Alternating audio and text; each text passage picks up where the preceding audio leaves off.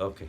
So one of the main problem that people come across when they start meditating is the thoughts. Of course, our usual and age-old enemy that we think we perceive as enemy, but it's not an enemy. It's our friend. We can utilize it as a friend. There is no animosity in on the path of spirituality. Ultimately, everything has to be the one, the non-dual state, Advait. So we cannot have animosity with anything, anyone, or any object, person, situations, or any of those things. And as long as we have that, we cannot succeed on the path of. So we have to understand the thoughts. And once we understand the thoughts, we can utilize the thoughts in a proper way so that we can transcend them. So the nature of the thoughts has to be understood.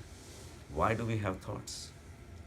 Thoughts are your bridges to connect to the outside world. We know that. Whether it's a person or an object or a situation that we liked or disliked, either way, we set up a connection with the outside world.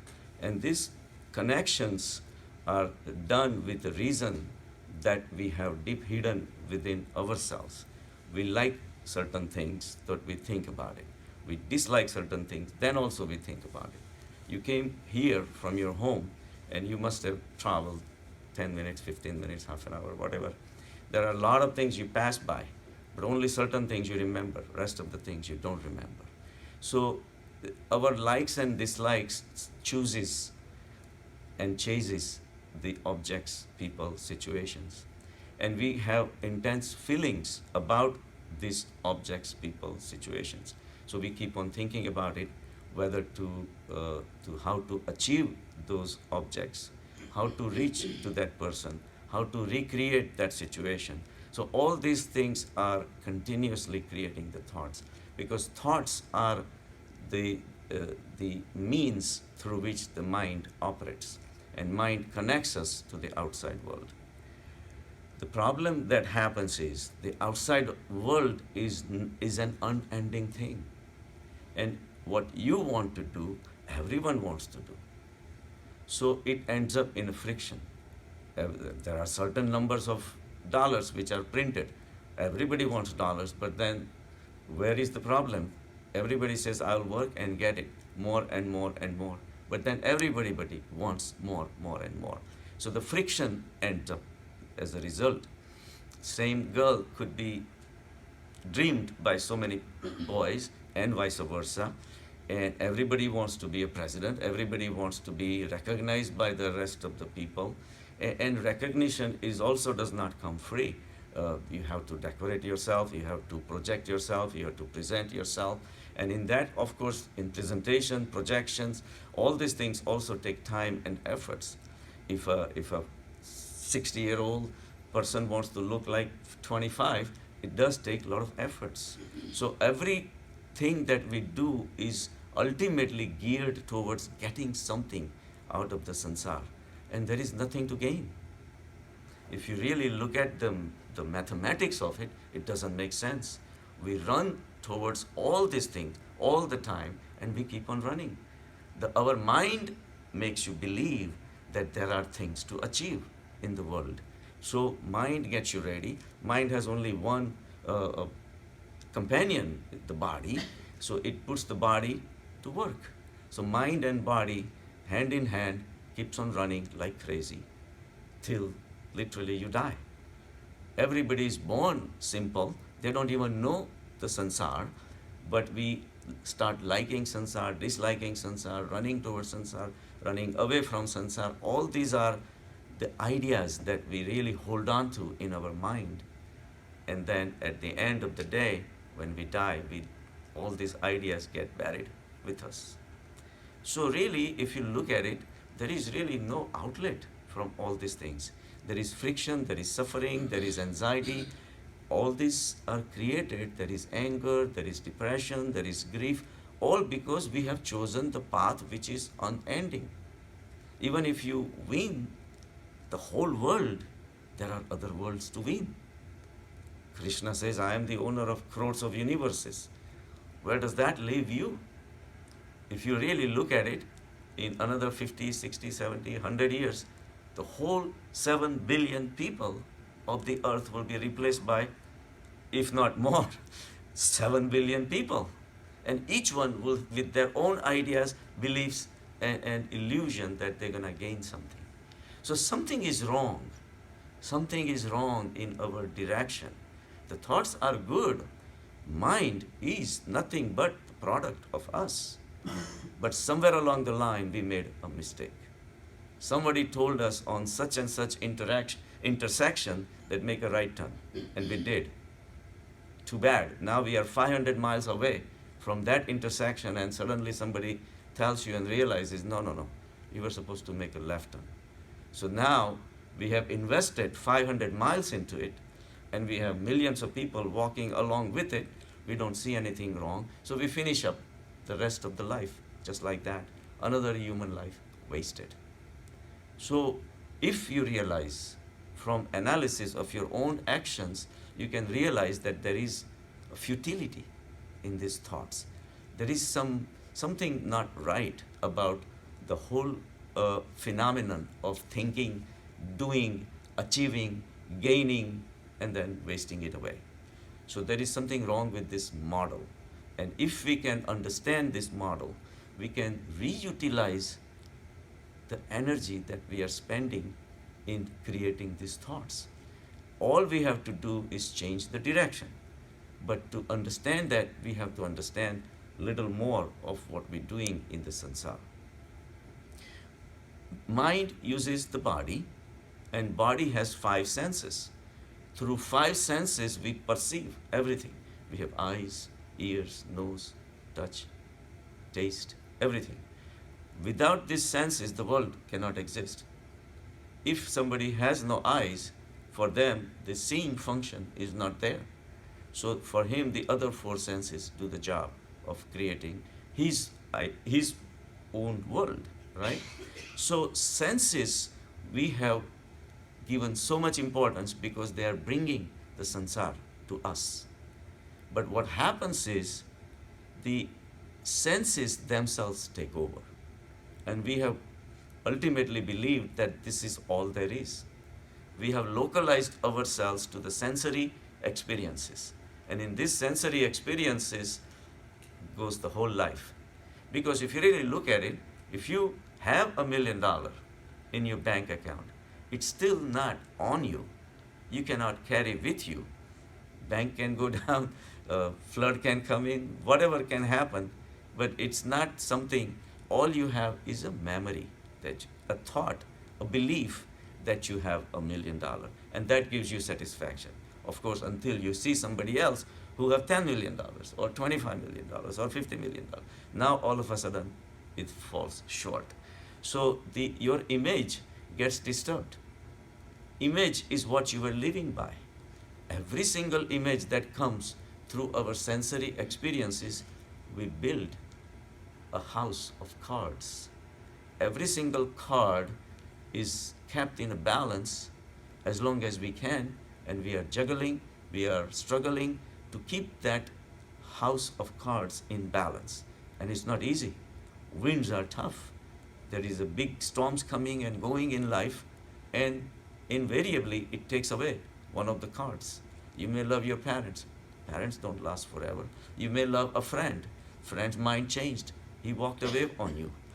All of a sudden you are upset. Money comes, money goes. Stock market crashes. Invariably 8 or 10 suicides happen on the Wall Street. Things happen. So this house of cards, we are holding on to it. Any day it can falter. And if the life does not take it away, death will take away. Either way, there is something wrong in these footings. So the senses, we have given so much importance that we have to understand that where is the real sense hidden behind. Eyes only transfer the images. But ultimately it is realized within your mind. So mind makes sense of everything. What you saw, what you didn't, what you liked, what you didn't like, and same thing with the hearing and the touching and the tastings and everything. So instead of giving the importance to these senses, same senses we can turn it inside and realize that it is ultimately the base of all these sensory experiences is only one: your awareness, your consciousness. So, if you do not have the awareness, the senses cannot play the role. I ran New York City marathon, right? Came home, took my sneakers off, 3 toenails had come off. I didn't know. No pain. The pain started afterwards. You are zoned out. Your mind, your consciousness is only on the finish goal, nothing else. At mile 14, my knee had gone C shape. It's supposed to be C shape, it's supposed to be convex. It was concave. And the pictures, my nephew took my pictures, I could see hyperextension of the ligaments, didn't bother me. And that happened at mile 14. I had another 12 miles to go. I said, I'm not giving up. All I was seeing was the finish line. So your consciousness can be turned in a various direction which you think is more important. Right now we think the sensory experiences are important, so we look at the sansar all the time. Our attention to the sansar is decided by our likes, dislikes, your visions of life, your future goals, whatever. Ultimately, your awareness, the consciousness get focused onto that. And it is up to us, but only if we understand. Once we go within, we realize that consciousness is there. And where is no consciousness? A tiny earthworm passing by knows exactly where it's going. It is utilizing the awareness. Same way, even after for running to the sansar, we are utilizing to the our awareness. Even if we want to get $1 million, our awareness is fixed on that $1 million. You as yourself and the $1 million are connected by that awareness. So awareness ultimately is the one that gives life to all your senses. So the life is what we need to project.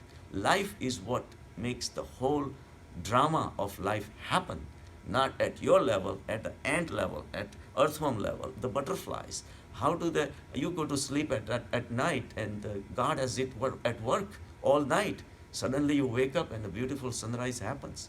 The clouds come out, orange color sky, beautiful colors come out. The bird starts. Who did all these things? You were sleeping, you were nothing, and still things happened. The red cardinal turns very red in spring, and all of a sudden when the spring is over, the color starts fading. The male cardinal looks the reddest of the red. Why? To attract the mate. Who does all these things? After First World War, Second World War, all of a sudden the male children's birth rate went up. And this is statistically proven. It has been proven as an observed scientific fact. Who does all these things? That so many men died. All of a sudden we need males. Who balances all these ratios? All these higher level of things we never think. So we need to really go transcend our activities and realize there is something higher, and there is a higher purpose who has created us, who is making us breathe. Our ego is coming in the way because we have created this house of cards and we are trying to defend it as much as we can so no wind can come. But winds do come. The hail do come. The storms do come. The earthquakes do happen. Fires do happen. All these things are happening at such a big level that we fail to recognize because our mind is so set on the sensory experiences and never think of beyond all these things. Who created us? We don't think about those things. There are two simple things you have to realize. One is the cause. One is the nimit. There is no English word for nimit. Nimit is a beautiful word. You just happen to be there. Nimish. Nimish means a moment that cannot be measured. In English we have meter. Meter means to measure. That's a beautiful word. Instruments are used to measure. And our mind measures things. 1 second, 2 seconds, 3 seconds. But there is a limit. Certain microseconds, mind cannot notice the difference. So the smallest fraction of the time that cannot be measured is nimish. You just were there, that's all. So that whatever was gonna happen, it happened and you happened to be there. But what do? We make a big deal about it. The nimish turns into ego. I did it. How stupid, how foolish. If we understand the foolishness of the ego can drop overnight. It's like a matchstick. It's floating in the dirty water. All of a sudden the flood comes and the matchstick goes up and thinks that, oh, I climbed a big mountain. And then the flood goes away, matchstick is exactly where it was started. Revolutionaries think that they created revolutions. Revolutions are not created. Revolutions happen by the mass energy, and the person had to happen to be there. That's it. So he's a nimit. So out of nimit, we have created a whole life. I happen to be born just a year after my sister, so she's my sister. So we create, imagine the connections. And before you know, we create the whole sansar. We create religions, we create temples, we create churches and synagogues, and all these things are created by the fantasies of a human mind. And all these fantasies don't mean anything, because all it does, it captures our attention. It captures our senses.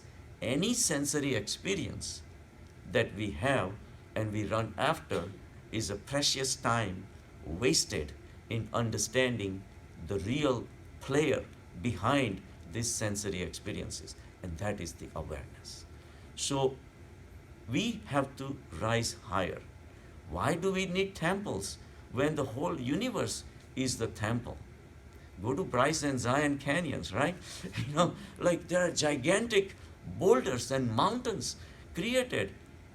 And Lakshman, a typical Lakshman, he says, how long did it take America to create this? I said, it will take a whole world to use all the resources to create gigantic canyons like this. We believe we are creating. We are not created. We are being created. We are part of this creation. That vast scale on which all these things are happening, we fail to recognize. But one temple we can go into is ourselves. The same energy we are wasting on our sensory experiences, if we can turn around, same eyes, if we turn around and try to look inside, we can see something. If same ears which are listening to the cacophony, the noise or the commotion of the sansar, if we turn it inside, we can listen to the Omkar. The Omkar, which is the Pranavnad, that started when the universe started, is there. Continuous humming like the crickets. It's continuously present. We can listen to it. All we have to do is turn the direction. That's why all these things, spiritual practices, are important. We bow down to the Shivling and we think we did our job. The Shivling has nothing to do. Shivling only represents the Shivatva. Shivatva is everywhere. Shivatva is what created. Shivatva is what is maintaining everything, and Shivatva which will cause the lie, the destruction. And it's fine. We have problem with destruction only because we are holding to that house of cards, that nobody should destroy it. We consider ourselves more than Shiv, and that's where the problem is. We think the Shivling is enough. Do you know why Shivlings are oblong shape? Because that is the initial realization. When you reach a deeper state of realization, the urja that is coming out through you, that urja is in the shape of a Shivling. When you go within, it's not the words, it's not the thoughts, it's not the ideas. Ultimately what takes is the drawings, the shapes take over. One shape will carry very deep meaning to it. Sometimes I meditate and sometimes you get all these things, but that's a part if it keeps going on. So Shivling was created with that inner rising urja in the mind. And the same thing Once you reach and connect with that urja, the urja starts spreading around you. The halo that is around you also takes the shape of Shivling. And we think that we did the job of bowing down to the Shivling, and we did our job. Again, whatever is created by the sensory experiences, sensory ideas, and motives and beliefs cannot be bigger than the original experience. Who is bigger, knowledge or the knower? The knowledge. Knowledge was always there. Knower is only riding on the wave of the knowledge.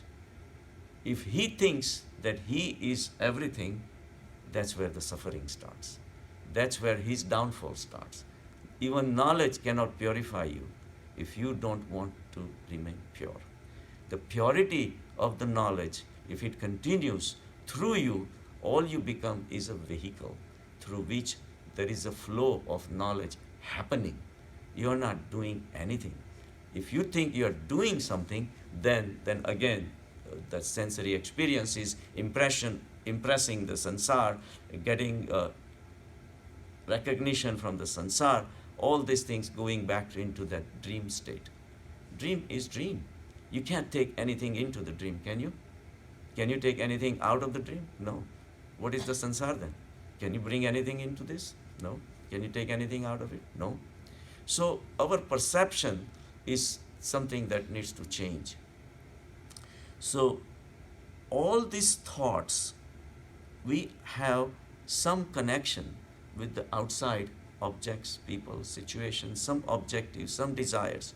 All of these things have to be analyzed. There is one way of dealing with the problem of the thoughts is looking at them directly without trying to attaching any kind of emotions or ideas or beliefs that, oh, somebody told me to do this, so I'm going to do this. I'm going to do the chanting, Shivoham, Shivoham, Shivoham, Shivoham. That will do it. Who told you? Whoever told you could not be Shiva himself. Shivatva is everywhere. They all are product of the Shivatva. And Shivatva is what's going to tell you the mantra. The Shivoham is a realization that I am the Shiva. But it's going to take the series of steps. Little by little it happens, but the first step is to realize the futility of our sansaric experiences that we really do on a day-to-day basis. All we need to do is apply little bit of window of awareness, little bit of light of awareness. You know, it's like at night, you may have $1 million painting on the wall, has no value until the sun comes out and somebody can look at it. Same way, we have that flood of light within us. All we need to do is apply a little bit of awareness to our activity in a silent moments of life. Apply and see where we are going. See what we are doing. The awareness starts clearing out the clouds. The clouds starts disappearing, dispersing, and the sun starts shining. See, we have believed ourselves to be the clouds.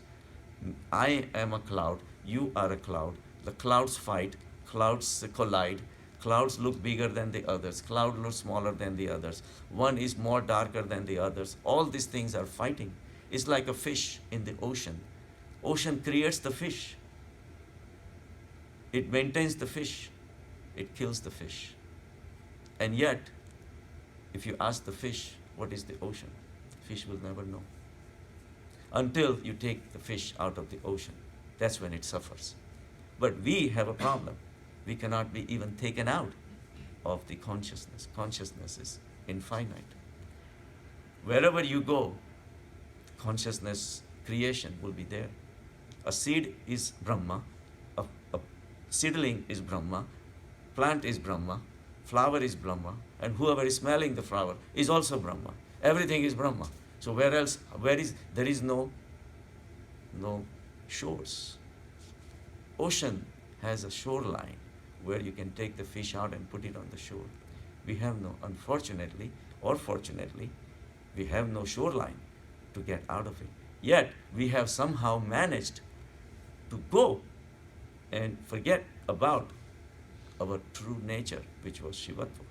So, through our sensory experiences, we have decided these are the things we like and these are the things we don't like, and we have set up what they call, Sanskrit says, Tadatmya, Tat Atma.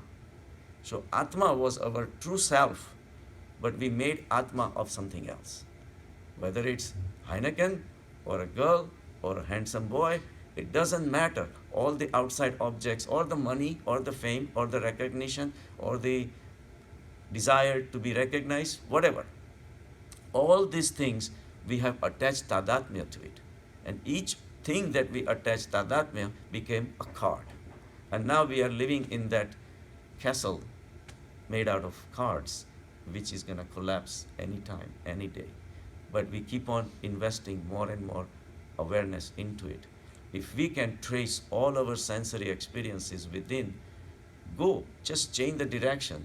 Instead of just waking up in the morning and running and running and running and then doing the same thing, go to sleep and running again, somewhere along the line, fold the energy of every single sensory experiences inwards. And that's where the path towards Shivatva will start. Okay? Thank you.